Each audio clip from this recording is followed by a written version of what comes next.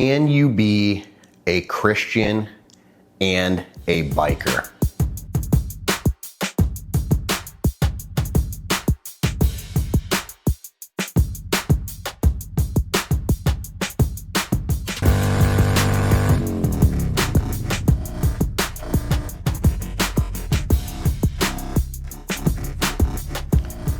All right, you guys. So for a long time, there has always been an underlying tone in the biker community, and it's something that I've wrestled with since I started riding motorcycles about 15 years ago.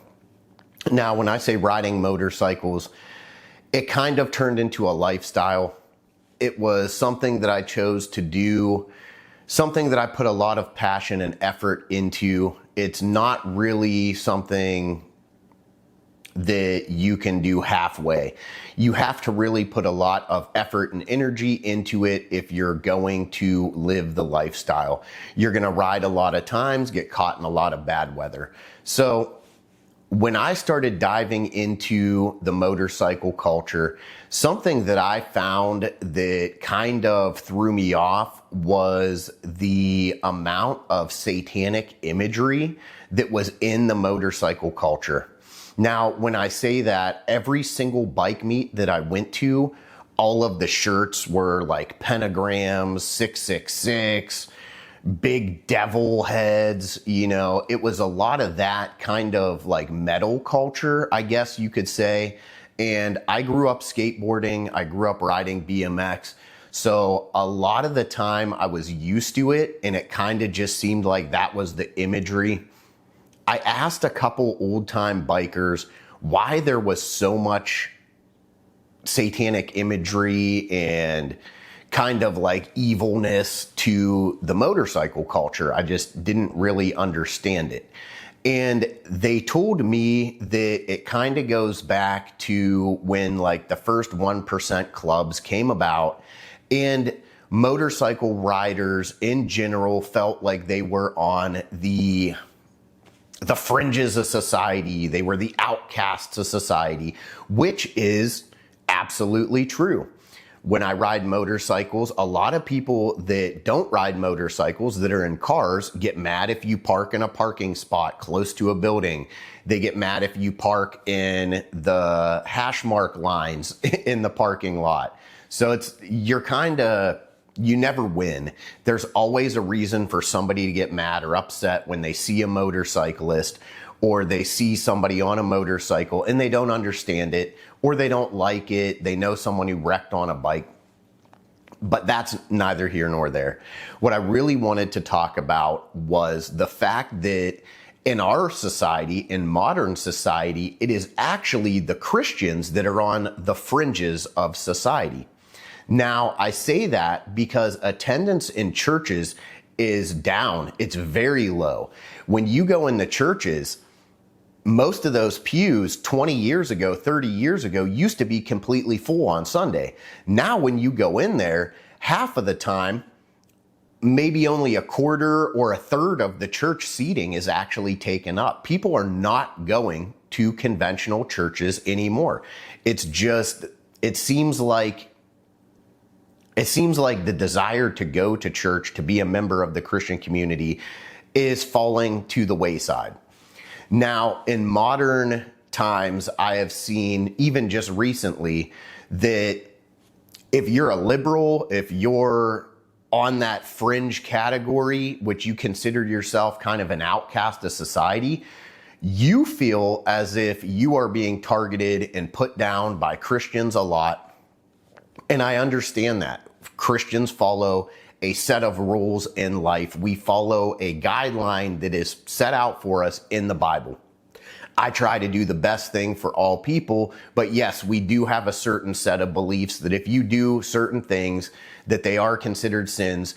The sins don't send you to hell. What sends you to hell is your lack of repentance for the sins that you're committing. The failure to acknowledge that the choices you are making are detrimental and that they're leading you down a wrong path.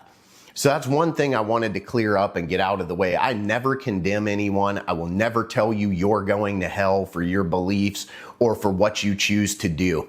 Now, the Bible clearly says that if you do not repent for your sins, you're denying the Father. You deny the Father, you're denying the Son, you're not going to be entered into heaven. So it comes down to the fact that in our society today, I have not seen one liberal killed or attacked for marching or protesting.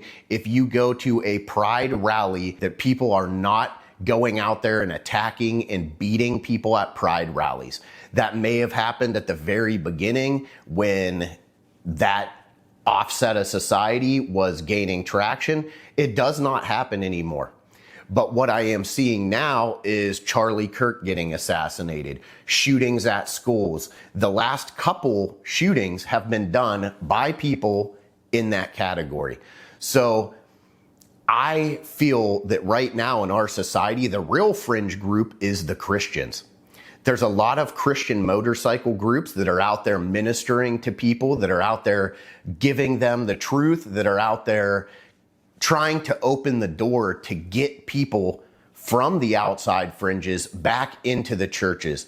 But I think that what we have seen in the last couple years was a complete role reversal to where now the Christians are on the fringe.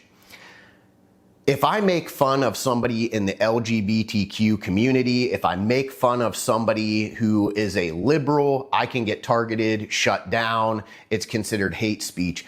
But people openly mock Jesus Christ every day. People openly put down Christians and the Christian religion. I am a Christian. I have been a Christian for most of my life. There was a period of time where I went completely away from it, and I was really bad on drugs. I was really bad on anger and violence. I drank a lot. I was doing a lot of things that were self-destroying. They were tearing me down. They were making me a horrible person. And through my study of religion, I studied Islam, I studied Judaism, I studied Hinduism, I studied Buddhism. I noticed that there is a core group of beliefs in all religions, but I always felt that some of those religions were lacking in different aspects. When I started diving into Christianity and I really put my faith into God, I watched a lot of things change in my life. I got pulled over for a DUI and I had a loaded firearm in the car with me. When I went to jail, I sat in there for 7 days. They slid 2 indictments under my cell door. They gave me an indictment for 20 years in prison, 10 years for a gun offense and 10 years for a felony DUI. They essentially tried to ruin my life. I had nothing else on my record, no violent offenses. The day before I went into court, the judge hit a pedestrian crossing the road. When I went in there, he rolled everybody's charges down. He gave me a minor misdemeanor, and I prayed for 7 days when I was in jail. Now, before that time, I was reading the Bible. I was getting really focused, but I was still living a lifestyle that did not mirror what I was reading and studying. When I sat down in that cell for 7 days on my knees praying to God and asking him to forgive me and repenting my sins, and I told him I would change my life, from that point on, doors have opened in my life. I've worked hard. Nothing has ever been handed to me. I paved roads. I was shoveling asphalt 14 hours a day, 6 and 7 days a week. So I stopped selling drugs. I put that entire life behind me and I started moving forward. And since then, I have faced some of the most trying times of my life. And every time I fall back to a knee and another door opens. So you may not believe, this may take a lot of followers away from my channel, but I have learned that through my faith, it has made me a stronger and more passionate person, and I will never condemn people for their choices. The only thing I will do is have an open debate and an open conversation with you and try to figure out where you're coming from. Every single one of us goes through times in life that are hard, but to me, I find it necessary in these times to cultivate great relationships with people, no matter where you're coming from. If you don't believe in God, that's cool. We could have that conversation, or we can not have that conversation. We could just go ride motorcycles. But to me, I feel like right now, it is extremely hard to be a Christian and a biker. Every time I turn around, I'm being bombarded with a culture that is diametrically opposed to my beliefs. And I have to kind of wrestle with that on a daily basis, because I never want to push people away, and I don't want to push people off to the side. Everybody has a value, and everybody's life has meaning, and there is a way to overcome our differences and meet in the middle. This has been extremely clear to me as a biker, because we are literally fighting for our lives every time we get on these motorcycles. Every time I get on this bike, I have to watch every car in front of me, every car on a side street. And then when I pull into a parking lot, I have to worry about, which clubs are there. Do these clubs get along? Do they not get along? Why there's so much division in our industry.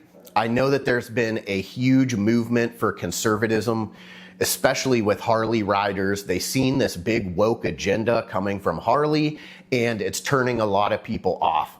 Now, what we need to understand is that this is not an opportunity for us to divide the community. It's an opportunity for us to bring the community together.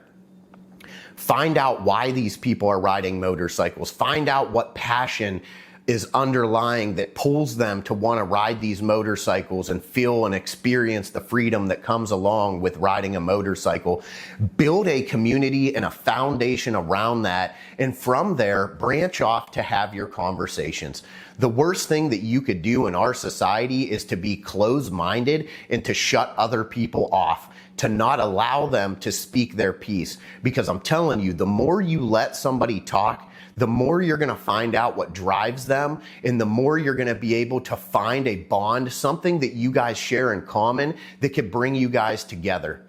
I just wanted to bring this up because it's something that's very pressing and concerning for me. I've seen a lot of Christian motorcycle clubs that are out there that kind of form their foundation off of the 1% foundation. And I really think that's something that we need in the community. We need a strong set of guidelines. We need a strong moral compass to guide us to make the right choices. And we need to have a stronger community of motorcycle riders. There's a lot of people in the industry right now that are kind of going their separate ways. You see there's a huge stunt community. There's a huge performance motorcycle community. There's a huge anti-Harley community, which is, your guys on your Gold Wings and your metric bikes that don't like the Harleys. But hey, we're still on two wheels and we're still riding. So to me, I think that right now we really need to pull together, and we need to find commonality that will bond us and bring us closer together, especially with a lot of the stuff that we see going on outside in society, where we're kind of being pulled and forced to go different directions. I know that in my life, it's hard for me to come out and say things like this, so that's why I wanted to make this video. I want to let people know where I stand. I am a firm believer in Jesus Christ, and I always will be, because he has manifested himself in my life in a way that I cannot deny. He has brought so much positivity into my life, and I want to put that in other people's lives. Whether I have to meet you where you're at the very bottom, and help build you up as a brother, as another believer, or even if we could just have the conversation to open that door to get your mind open to the possibilities.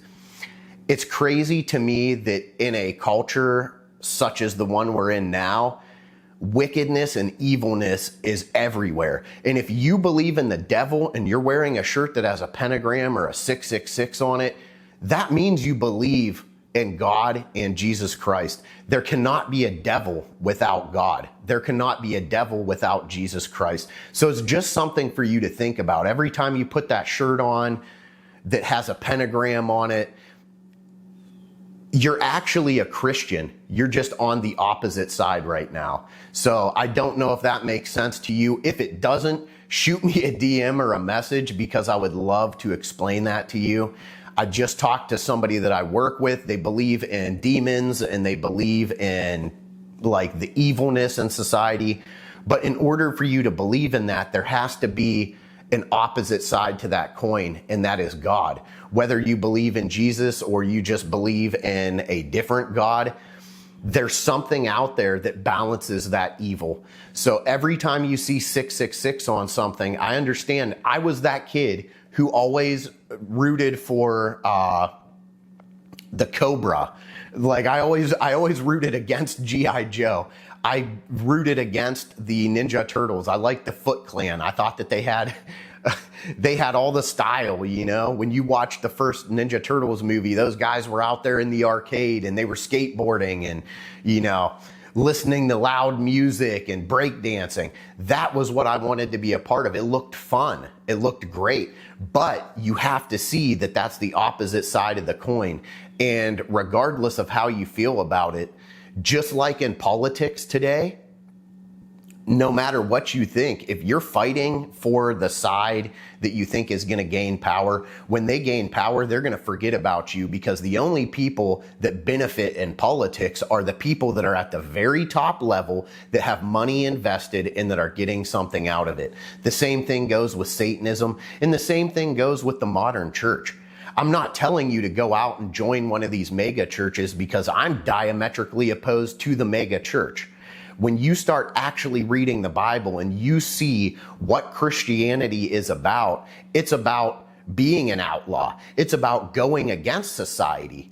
100%, if you're a Christian, you're not living in this world. You're not living for monetary gain. You're not living for all these